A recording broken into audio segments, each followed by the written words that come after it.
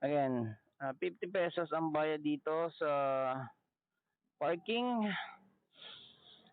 Valley parking dito sa Robinson. Tinanong ko talaga yung Valley Park attendant. Ikaw, wala ba kayong memo na baka libre yung ano dito? E-bike, sabi nila wala daw. So, yeah, with simangot, no? Pero, ay puta. Pero, there's, at one time naman, parang anong alanganing oras na pumarada rito, pasaran na rin yung ano eh. Uy, ba't sarado to? Malalabas.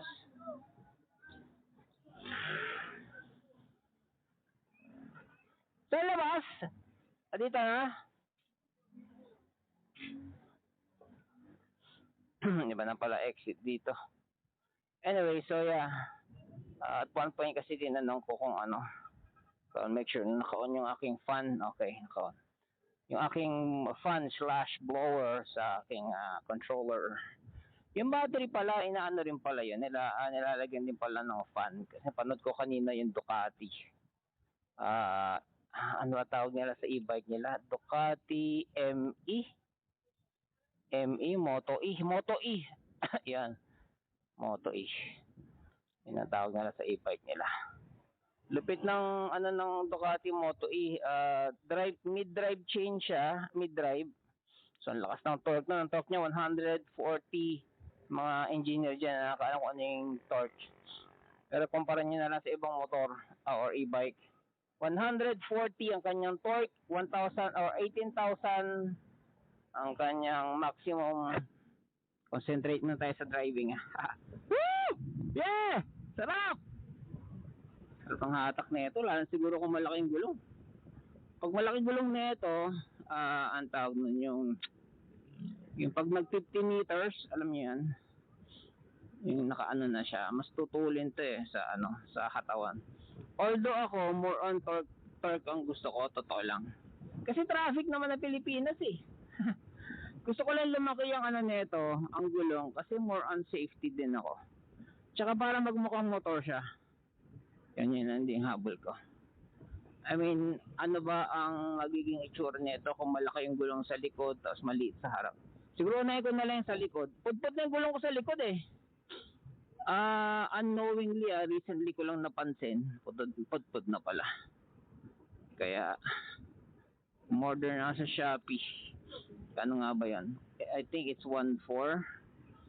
Tapos, ang stock, mamaya na nga, concentrate muna tayo sa driving po siya.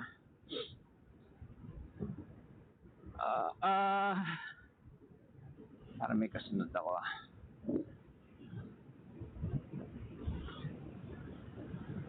ayaw na natin makapagsabayan sa mga kotse.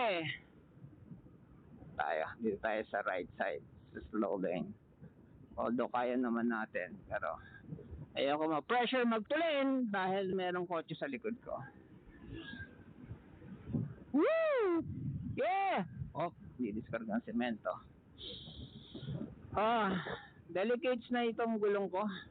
Hindi ko alam anong gagawin dito. Yung gulong sa likod, hindi nakita yung guhit. Hindi kagaya yung guhit ng gulong dito sa harapan, malalim pa. Fresh na fresh. Pero yung sa likod, sasalatin mo pa yung guhit kung masasalat mo pa.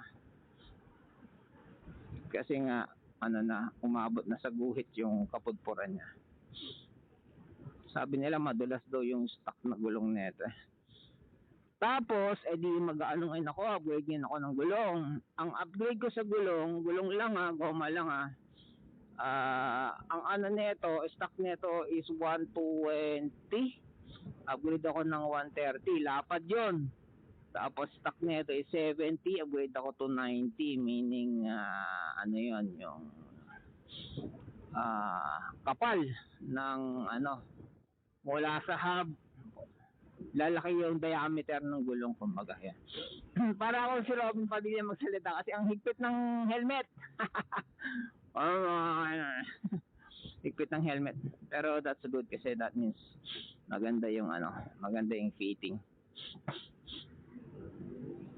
Marami ako nakakasabay ng didisgrasya rito ng mga nagtutulin, kaya alalay lang tayo. Ba natin konting side mirror.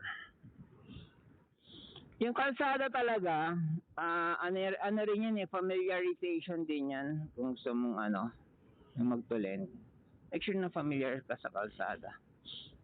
Walang yung gravel, etc. etc. Saliwa talaga yung ilaw ko.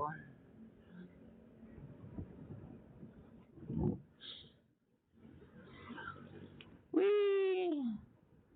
Ayaw kong magtulen. Pwede naman magtulen. Pero ayaw ko.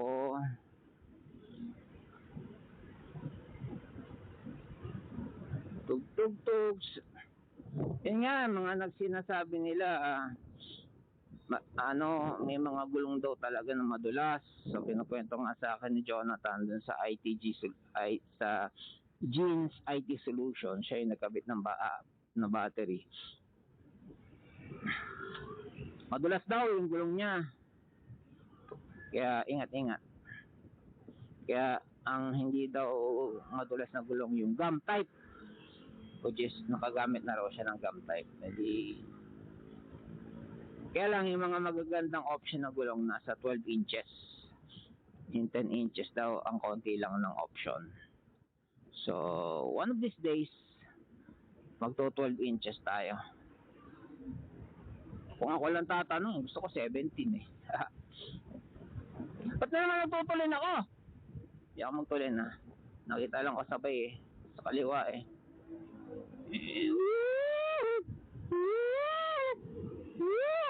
Nakabike na to, baka biglang kumaliwa eh. So, lalay pagkasunod mo yan. 3,000 watts. Is 3,000 watts good? This is ano ba to? Power save. Lain ng nararating ng power save. Ito lang.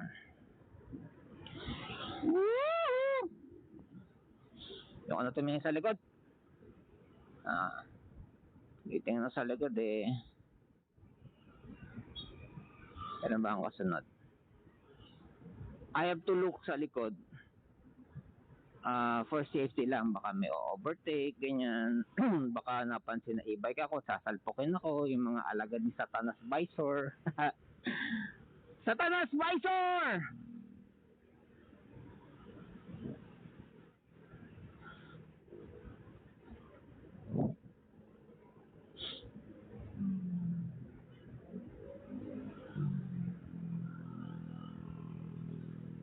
Ampon ni Satanas. Napakaraming unreported cases na binubuli ang mga naka-e-bike. What do you mean binubuli? Sinasalpok. Ako inilagan ko. Mabilis-bilis pa yung ilag ko, mabilis-bilis pa yung reflexes ko, pero sinadya akong salpukin. Plate number niya doon sa YouTube channel ko. Nailagan ko lang. Yung kamay niya, kaliwang kamay niya, nakasaklob sa tenga niya. Either di siya nakatingin or sinadya niya. Either way, it's his fault, di ba? Hindi siya tumitingin sa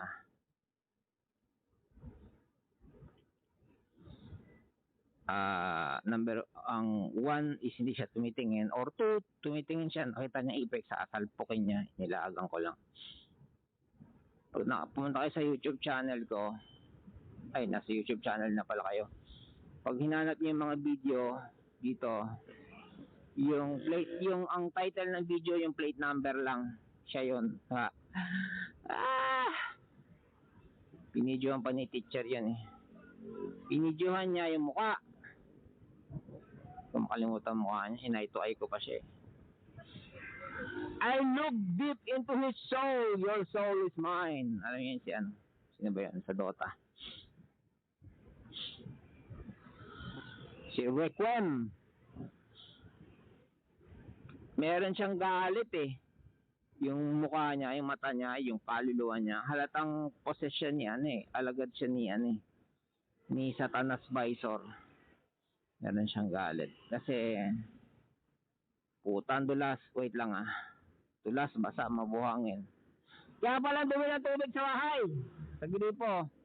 Yan, may ginagawa na naman sila, may kinakalkal na naman. Dito sa taas. Sarap magtulin! Woo!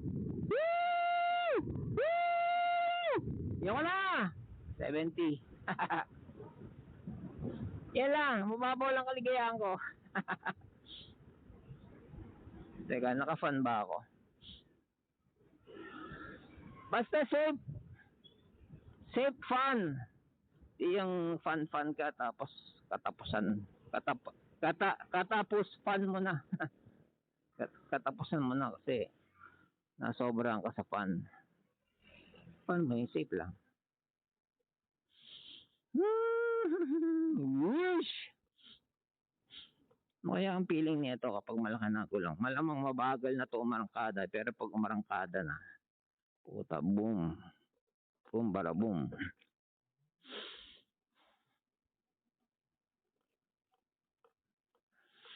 May nakita akong sa shop, sa Lazada.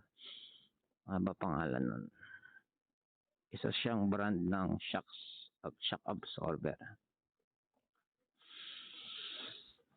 Parang 1 plus. Hindi, 2 plus pala. 2.9 something.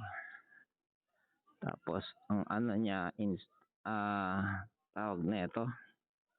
Lakas ng sugal. Puking ina mo. Ano yun? Sumahid na yun.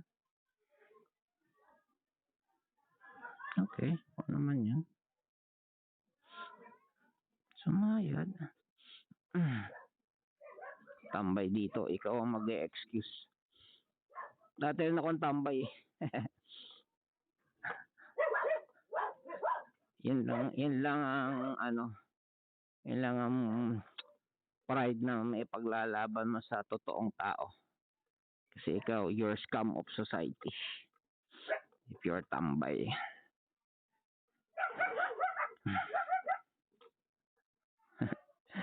Wee.